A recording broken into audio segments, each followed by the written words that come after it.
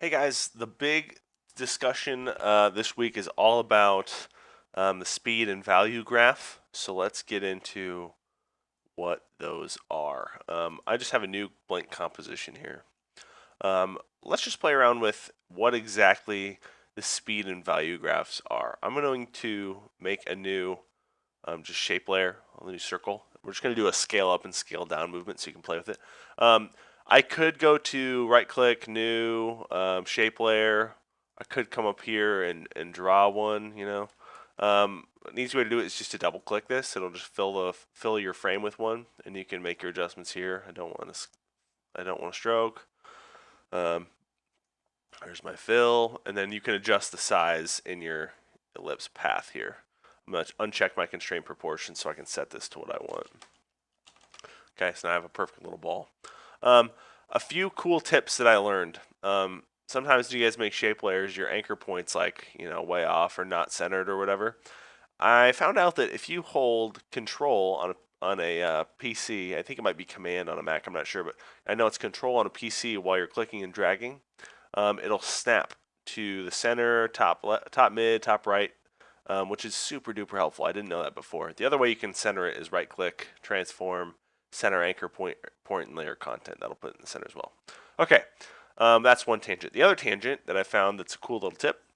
Under Window, Extensions, Adobe Color Themes. I think this is new in CC. So if you don't have CC and you're like CS6 or before, you might not have this. But Adobe Color Themes, it'll open up this really cool color swatches thing, and you can go to Explore, and there's loads of. Let me pull this out so you can see this a little bit better.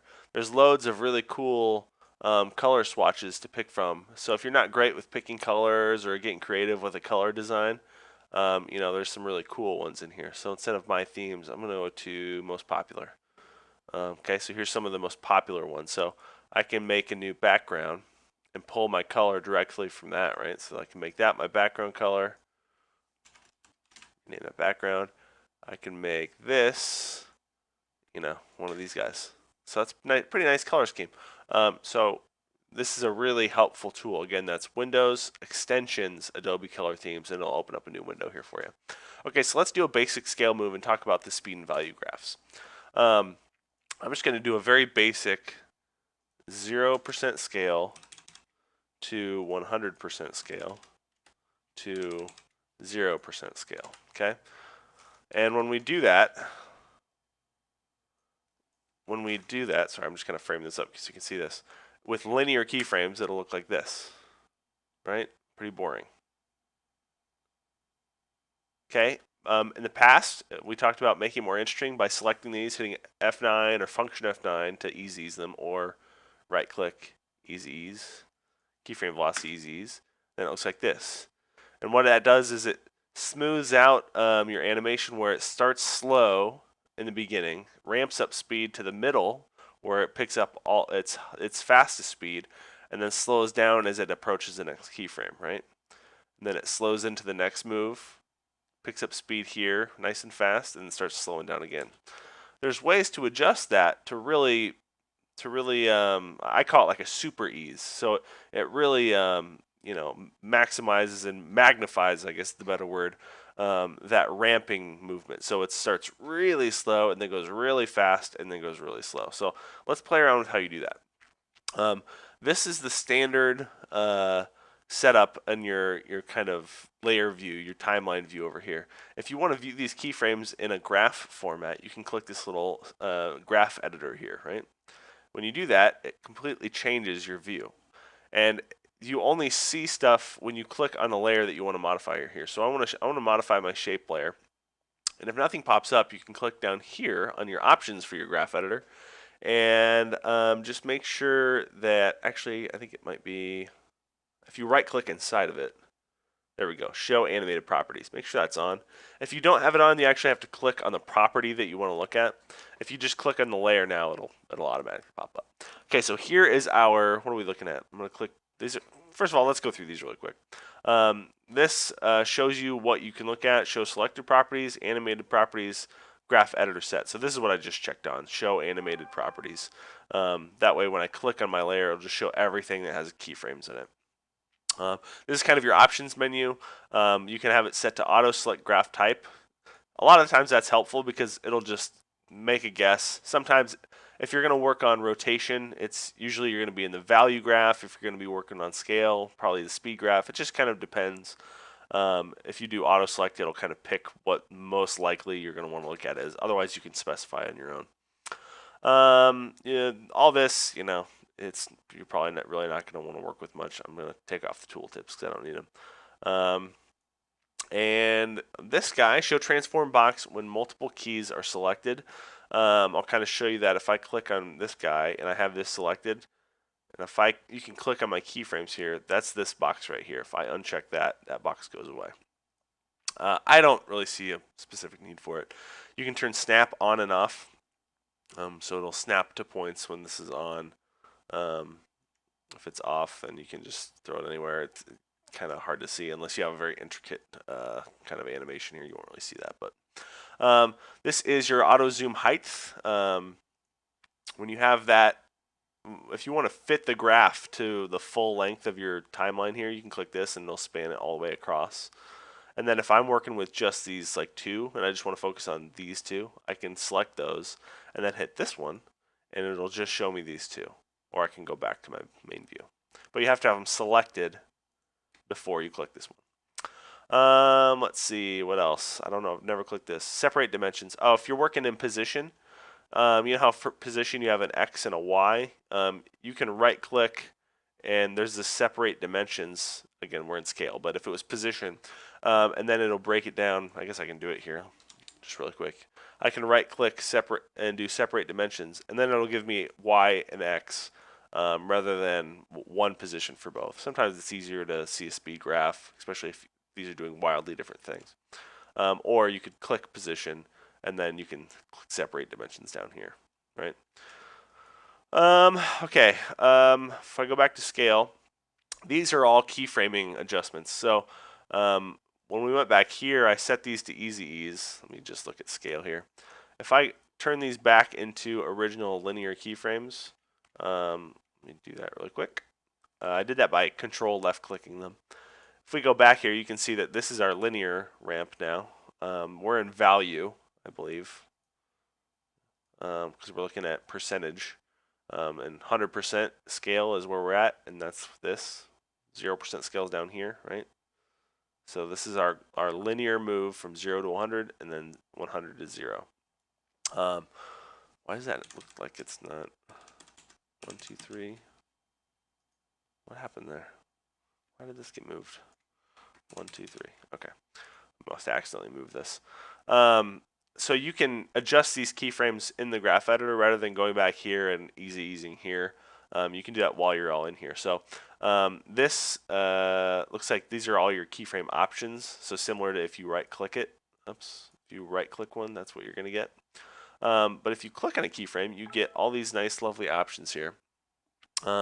You can convert a keyframe to hold, which will hold that value until it hits the next keyframe. Similar to having a keyframe here and then duplicating it to right here, right before it. You can convert selected keyframes to linear, so that's what's there now. You can do an easy ease, or this is an auto Bezier. So if I click this and then auto Bezier, it gives me those nice curved handles.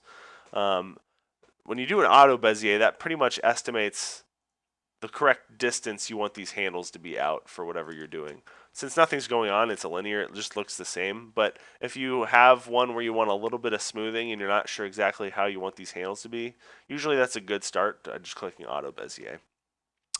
This is our classic easy ease, so I can select all my keyframes and then easy ease them this way, right? That gives me all my handles, nice slow ramp up, slow ramp down. And then you have easy ease in and easy ease out. And what that does is, if I go to this one, easy ease in will give me a Bezier curve on this side, but not this side. If I do easy ease out, it'll give me a Bezier curve on the outside, not the inside. Okay, so let's easy ease these and play with these editors really quick. So I'm going to click on all my keyframes, and I'm going to easy ease them.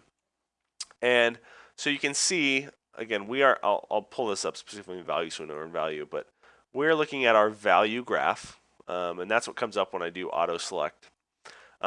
Value means we are looking at the direct correlation of what our data is over here on scale. We're looking at percentage of scale, right? So if we look at our graph here in time, we're at 0, and this is 100% up here. So 0 to 100% back down to 0. And on the linear, it was a straight line because it was moving the same speed the entire way through, up and down. Well, now we're staying lower in the scale for a little bit longer, and then it hits that linear speed up, and then once it almost gets to the top, it slows down and it stays closer to 100% longer, right? It's a slower move here than it is here. We're scaling a lot faster at this point than we are at this point. So we can really go through and exaggerate this a lot, right? So if I pull this handle over, I'm going to get to the top of my scale a lot longer and stay there. And if I pull this one over, I'm going to stay at 0 a lot longer, right? Pulling this over, and if you just look at where this data is, like at this point in time, this is probably 75%. Pulling this over a lot. Now I was here, now I'm going to be down here, so it's scaling much slower. Okay, so I'm going to do the same on this side too. Okay, so that's what this looks like. So this is kind of a standard super ease is what I kind of call it, meaning that, I'm going to pull this out even further. I don't think I did that one. Meaning that it's got the same kind of properties as an easy ease, but it's exaggerated. Okay, so and you can actually set specific values for how far out these handles are going to go. I'm going to undo these. Actually, I'm just going to select them all, and I'm going to reset them back to a standard easy ease here, so you can see how much that shrinked our graph down. If you double click these layers, sorry, let's look at this now on the speed, and I'll show you how we can specify exactly how long these are. If we go to speed, here's our speed graph. So this is 0, meaning there's no movement at all. And the only time there's going to be no movement is at the very beginning, the end, and right in the middle when we reach the peak of our scale. Okay. Every other time we are growing in percent of scale, right? So 100% per second. So it's our top speed is going to be in the middle here, right? And then we slow down when we get to the end of or the middle, and I guess the beginning. And then it starts out slow and ramps up speed. This goes down because we're scaling back down. If you think about it, we're going from 100 to 0 now, so it's a negative speed. And as we get closer to our endpoint, it's slowing down, okay? You can do the same thing with these guys and, bring these curves. I think I need to turn snap on because it's going up and down. Bring these curves over and extend these handles out. And then you can see really an exaggerated speed graph now where it's a quick speed bump here where it moves real quick in the middle and then it's nice and slow on the edges. Same thing here. So here's what that looks like. Very similar to what we were doing on the value graph. Scale is kind of, for a circle like this, and scale is very similar between speed and value graph. So again, this is kind of another super ease movement, which looks kind of cool. So let's kind of play with what value graph gives you that maybe the speed graph wouldn't. So I'm going to delete this. Let's do a new text layer and let's call it rotate. We did this in class, so forgive me if it's repeating myself. But you can see when we do this, it puts my anchor point at the bottom. Let's put it in the middle. I'm going to grab this, left click and hold, and then hold control, and it'll snap it right to the middle, which is what we want. And let's do a rotation move here. So I'm going to hit R, bring up rotation. I'm going to start at 0, 1, 2, 3, 4, 5. We'll go 50 keyframes forward, and then we're just going to rotate it once. One full rotation, okay? So here's what it looks like. Linear boring keyframes, right? Okay, now let's look at the value graph specifically. Here's that linear movement, okay? Let's grab these, and let's turn them into easy ease keyframes. Oops, easy ease keyframes. And now let's see what that looks like. A little smoother, right? A little smoother. I'm going to bring this up so we can see more of our graph here. If we wanted to make that like a super easy ease, we can grab these handles, You can bring them out. This will be crazy because these are all the way out. Right? That's like, that's super, super. If I don't do it quite as much, then you can see. Okay, looks good. Before I was telling you, you can specifically set how far you want these handles to come out. If in the value graph, actually, again, I think it might be speed. Let's look at our speed graph after we set this. So here's our speed bump, right, in our movement, right? In the speed, you can set how far these handles go out. So if I double click this, it gives us an incoming velocity and an outgoing velocity. If I set these to basic default easy ease curve, so ramping up speed, ramping down speed, and I double click this, it says my influence is 33% on my incoming and outgoing, meaning it's stretching. This is the limit of this curve. It's stretching it out 33%. Linear is here, 30%, 33% is like here. Well, you can set exactly what you want that to be. So if I set that to 75, again, this is going to be the left side of my keyframe. This is the right side. There's no left side to this since this is my starting point. If I set this to 75, you can see how that affects this. It pulls it out further. 33% just isn't really enough ease for me. I like more of a 75. It's more exaggerated, more cartoony. I'll do the same for this guy.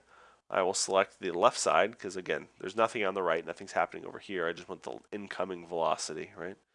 I'll pull that out 75, oops, not 57, 75, and there you go. We have a nice even, like kind of a super ease movement now, right? Okay, looks good. Let's go back to value though.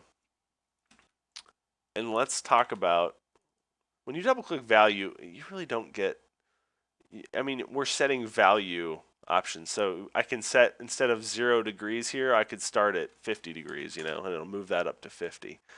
Not as fun because you don't get to play with these Bezier lines at all. But let's talk about the value of how the value graph is nice versus the speed graph. Since we're looking at value now, and this is degrees of rotation, right? So we're starting at 0 degrees and we're ending at 360 degrees, right? Which is one full rotation. So here's our curve. We're staying closer to 0 for longer, and then when we hit our top speed here, we're going from 50 degrees here to 300 degrees in a very short time, right? Considering we have all this other time to ramp down, right? So here's what it looks like. But the cool thing is we can take these our handles here for our Bezier curve, and we can change the value that this goes to. We can actually make it negative value. So if I bring this under and I dip this underneath 1 or underneath 0, it's actually going to rotate backwards in an anticipatory move, right? And then go forwards. If I do the same here, it's going to overshoot. So this is kind of a nice way to do, I call it anticipate and overshoot. We're anticipating a movement here by going in reverse to kind of wind up for the movement. We're going through our movement, and then we're overshooting here and then coming back down to 360. So here's what that looks like. Okay? And again, we can make it overshoot more by bringing this up higher, right? We're overshooting higher past 360 here, and then we're anticipating more if we bring this further down. Okay? So it's a really cool way to do more complex animations. If we're going to do this in the past, you would have had to set a keyframe. Like I'll do another one here. Let me duplicate this and get rid of the rotation animation.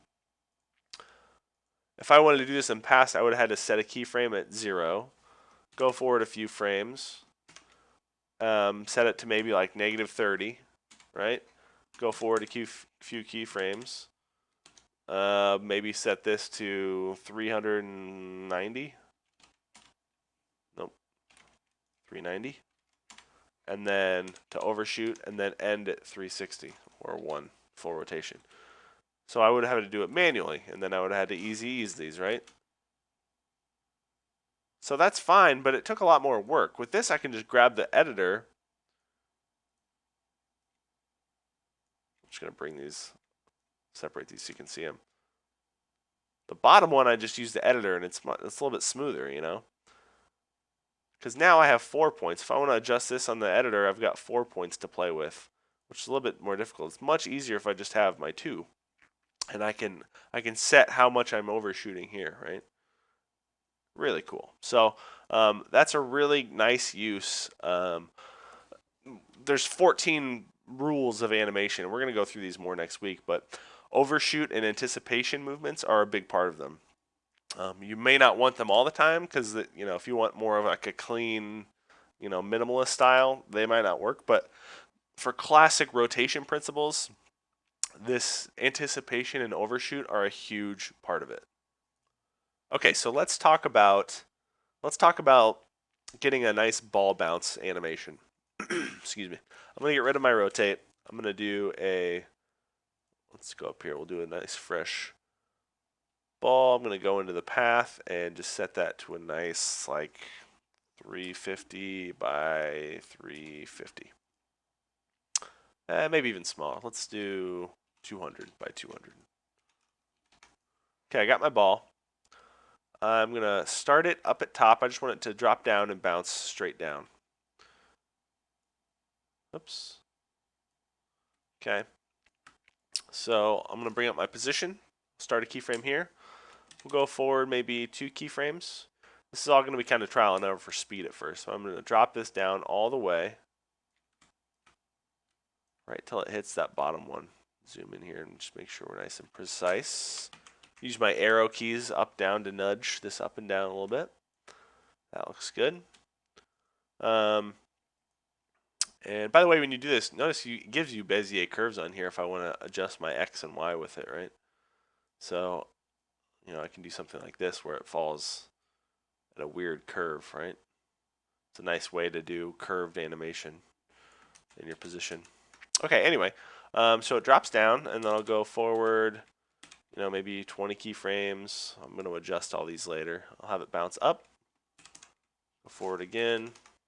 I think I need to adjust how long this is because it's too short. So I'm going to set this to maybe 30 seconds. Zoom out here so we can, zoom out here so we can actually see all this. Okay, so we started up, dropped down, bounced up, go forward 20 more. I'm just going to copy my floor keyframe, paste it. We can see this point, this dot right here. This is this keyframe when it hit its height on that bounce up. So we know that we'll go about half that height, right?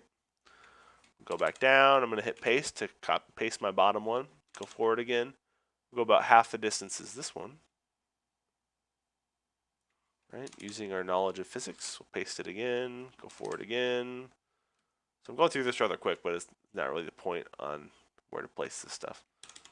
And we'll do a last paste there, okay? So looking at this linearly, and we may have to adjust speed, but just looking at our values here, let's see what that looks like.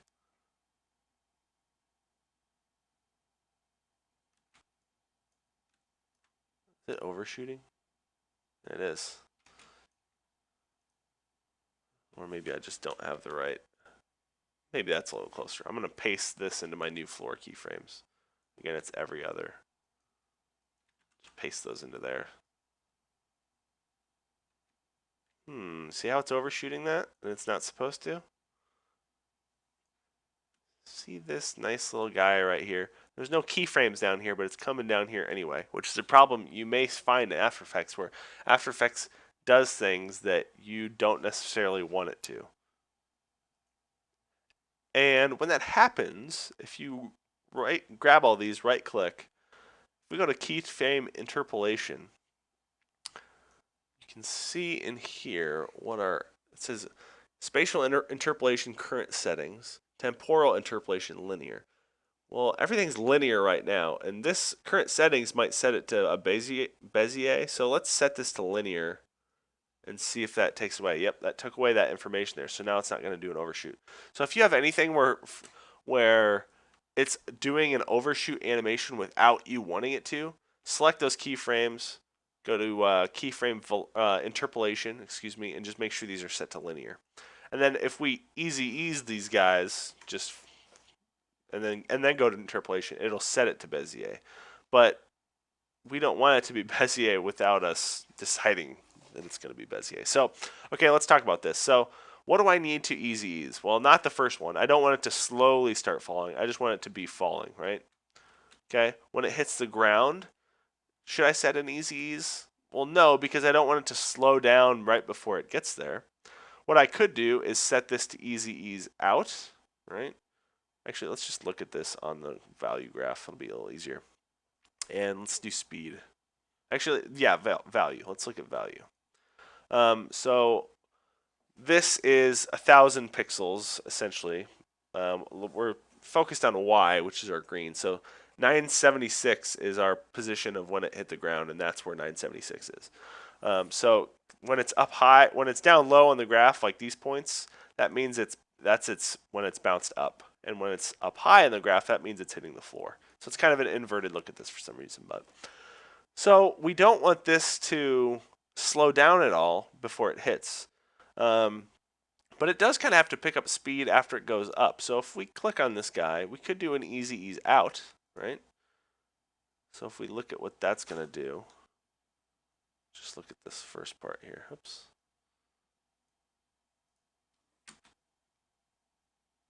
So that's way too slow, right? Actually, let's just change it to linear. Like, it's so not noticeable that I don't think it's really going to matter. I'm just going to change it back to linear. So that looks fine. It's just a little slow, I think. So let's go back to our non-graph view. And let's select all of our keyframes. I like the length of this first move, actually. I don't want to change that. So let's grab everything after that first drop.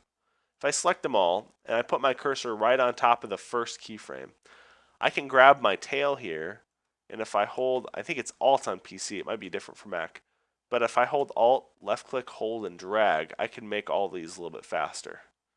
Okay, so let's see speed-wise if that, zoom out so we can see our whole comp, if that looks better. Maybe even a little? Well, let's keep that as a starting point.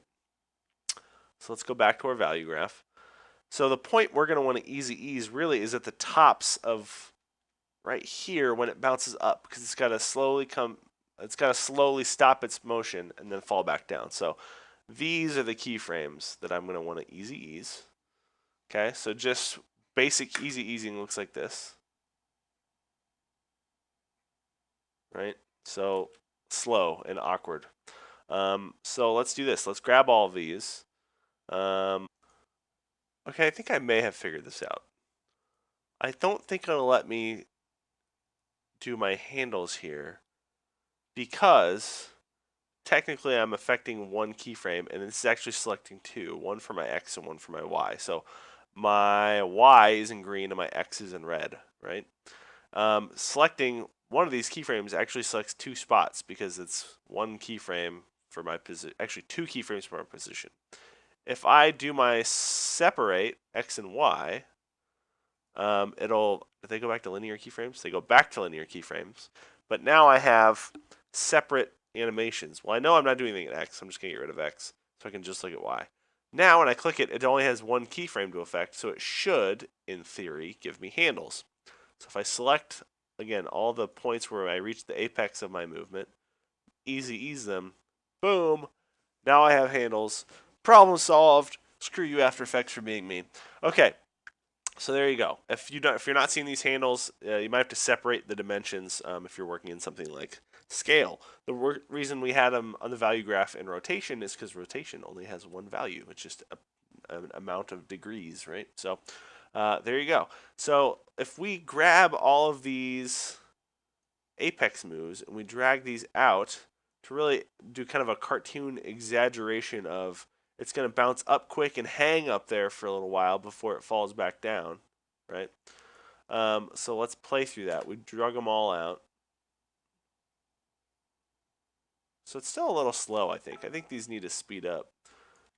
So if I grab these guys and speed these up a little bit and just kind of make them get a little bit faster as we go.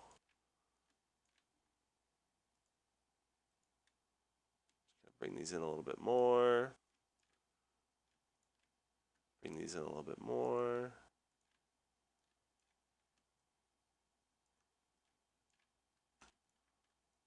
Again, I'm holding Alt on my PC. I'm deselecting the ones behind it after I set them, and then I'm selecting Alt on my end to bring it over. Okay, so what does that look like now? That's pretty good. I like it.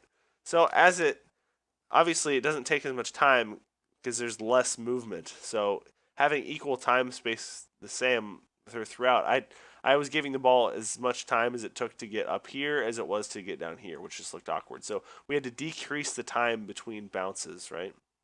Because it had less distance to travel. Okay, so now that first bounce, that bounce looks kind of weird considering how slow that one moves. So I think we need to move all this over, make that first move a little faster. There we go. Boom. Okay, I think we got it. That looks good. Now, if we didn't like how exaggerated those were, we could always grab these handles and reel them in a little bit, right?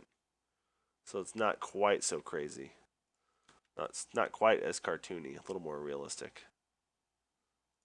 And if we bring them and make them as cartoony as possible and drag those all the way out, what does that look like? Cool. If I kick on motion blur, you can really see the movement in between, right?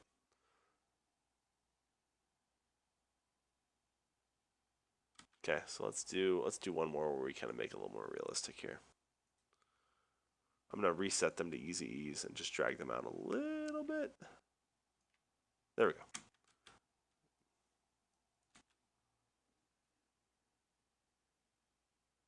Okay, so maybe the falls are a little slow.